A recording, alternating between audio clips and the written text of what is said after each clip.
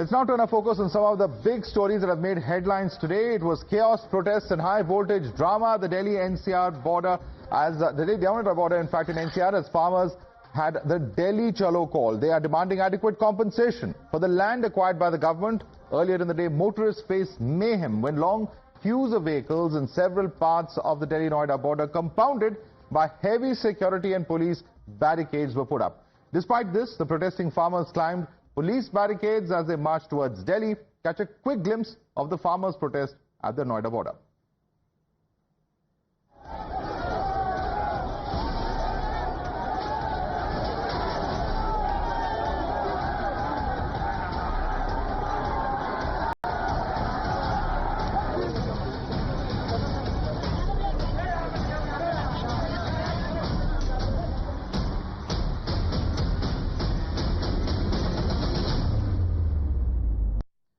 And in a tragic turn of events, a young IPS officer in Karnataka died in an accident on his way to take up his first posting in Hassan district. IPS Harshvardhan, who was 26, died after the tire of the police vehicle that he was travelling in allegedly burst and the driver lost control. The vehicle reportedly hit a house and a tree on the roadside. After his demise, his classmates penned emotional notes on social media. One of them wrote, and I quote, "I'm feeling so sad and frustrated right now. Harsh was my classmate in college. He worked hard all his life and cleared the UPSC. An IPS officer lost his life because he was traveling in Mahindra Bolero and its tires burst. Why don't we prioritize 5-star safety cars?" And there are visuals that have surfaced from a district hospital of Mathura showing the poor condition of the hospital. In this video, a dog is seen loitering around and eating food belonging to patients. The Chief Medical Officer of Moradabad District Hospital has ordered a probe into this incident. An opposition led by SP Chief Akhilesh Yadav have mocked the Yogi government after the video went viral. Sharing the video, Akhilesh wrote, "This news is dedicated to UP's Health Minister."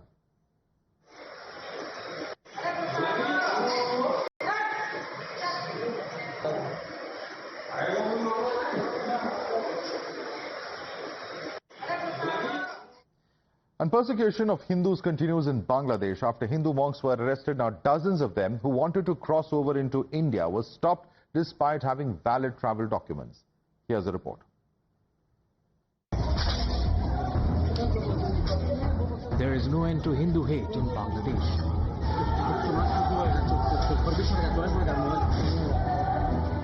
Months after Hindus were hounded and attacked during political upheaval in the country, now Hindu monks are on the receiving end of religious persecution in Bangladesh.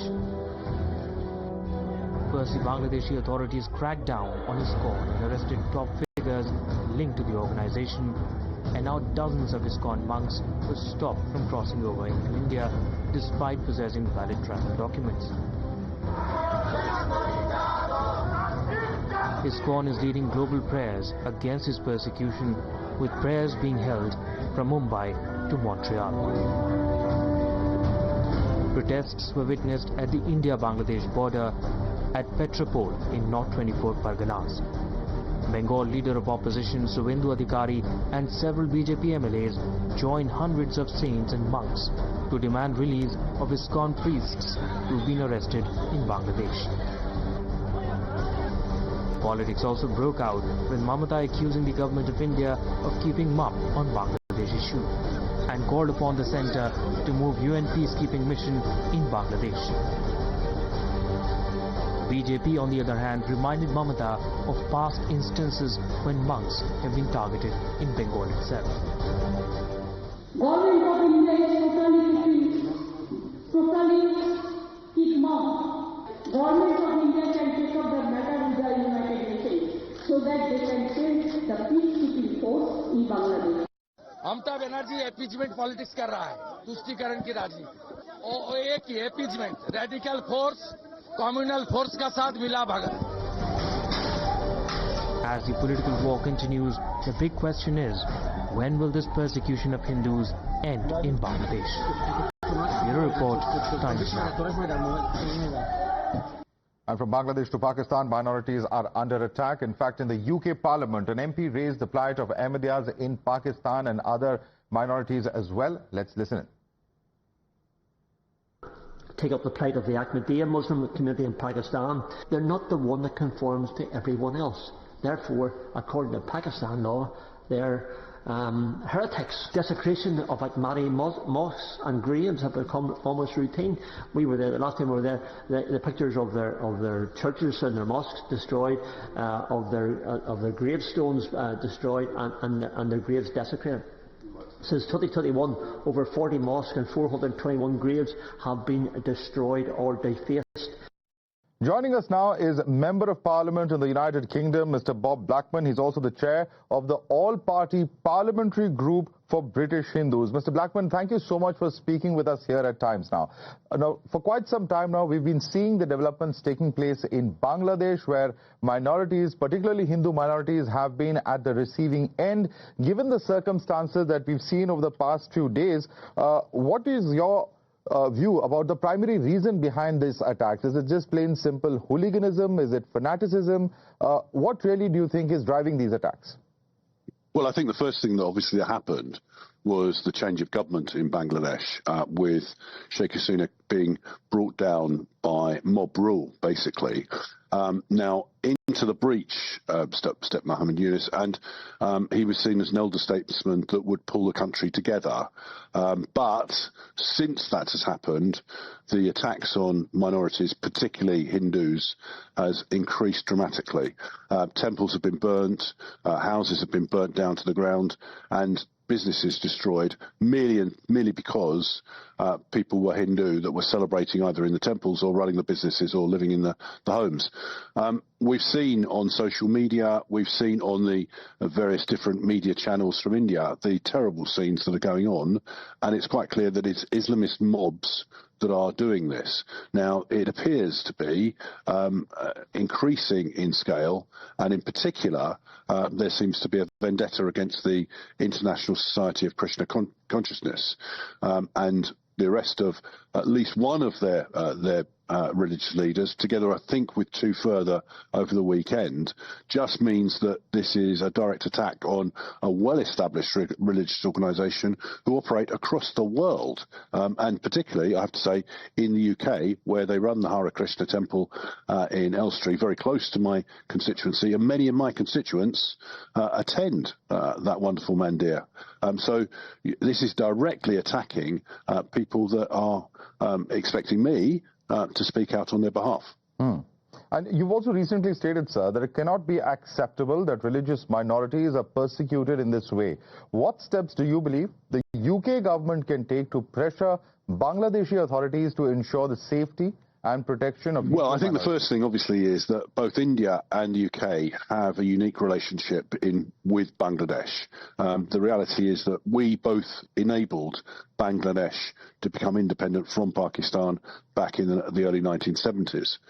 So as a result of that, we have unique pressure, and our Foreign Commonwealth and Development Office ministers should be putting pressure on the new Bangladeshi government. It's a matter for Bangladesh who they have as their government, but it's not acceptable that minorities are persecuted in this way. I mean, the first duty of any government is obviously to keep their external borders safe and secure, but the second duty is to protect the rights of minorities within their country. And it appears to me, from what we're seeing, that the current government in Bangladesh is failing on that. So what I sought to do on Thursday was to get a government minister to come to the House of Commons and give a statement on what the British government was doing to try and combat this, and what action they're taking with the Bangladeshi government to prevent Hindus from suffering in this way. But, you know, according to reports over the weekend, we've seen 63 monks who were stopped at the Benapur land port in Bangladesh. They were denied entry into India despite having valid visas. Do you believe that the interim government under Mr. Muhammad Yunus has been complicit in these atrocities? Because it appears that there is some kind of larger plan, not just the actions that have been taken, which many believe are unfounded, against one particular monk, but now a whole group of them who had valid visas have been held back in Bangladesh. Yeah, I mean, this is ridiculous. I mean, the sad reality is that this seems to be a direct attack on Hindus in order to create ethnic cleansing from Bangladesh. That is completely unacceptable. I mean, we call out violence against anyone, anywhere, on religious basis.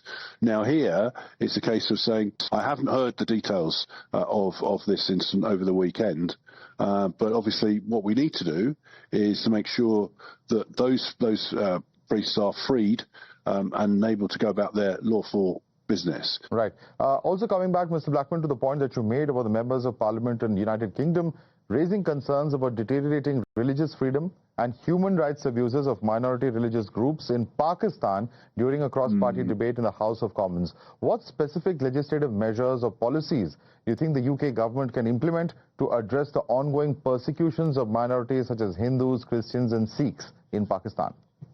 Well, obviously, we must make sure in the UK that we are seen to be tolerant of each other and allow people to celebrate their religions, as we do very largely.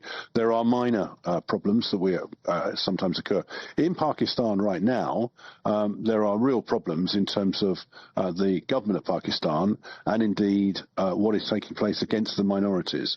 And on Thursday, there were numerous examples quoted of atrocities being committed in Pakistan.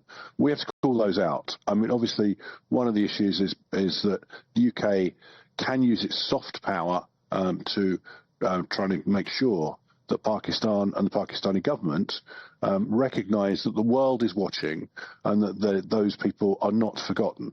That can help lead to resolving some of those particular issues. What it can't do, of course, is stop the Pakistani authorities and the possibly unlicensed and unapproved mobs from attacking people because they are from minority religions. We just have to call it out. Social media now is so powerful on these things that it's not going to be ignored and forgotten. Right. Jim Shannon, who's the chair of the All-Party Parliamentary Group for International Freedom of Religion, has stated that the legislative and societal frameworks in Pakistan have created an environment where intolerance thrives. If we let something happen once, twice, 3 times, then 10 times, it becomes the norm. And that's what's happened to religious minorities in Pakistan. How do you think the international community, including UK, can effectively intervene to challenge these legislative and societal norms and ensure the protection of religious minorities in Pakistan? Well, clearly, I mean, Jim Shannon is a good friend of mine, and he is forthright in defending the rights of religious minorities across the world. And if he sees something going wrong, he will call them out. Clearly, he's called them out. We've had the debate in the House of Commons. We hope that people will look at that debate. The Pakistani authorities need to look at that debate and say, enough is enough. Actually, we've got to change our ways. Sometimes I'm always astonished by how much impact debates on the floor of the House of Commons can have in affecting foreign governments and their behaviour. So I hope that the Pakistani authorities will see they've been called out and see that action is going to be taken on a soft power basis to try and correct their attitudes. If necessary, we have to get to a position of sanctions and taking appropriate action, not military action, but appropriate action to protect minorities so that those responsible are seen to be responsible and will be punished for their actions. All right, Mr. Blackman, thank you so much for joining us and sharing with us your thoughts and, of course, the roadmap ahead as well. Thank you so much, sir. My pleasure.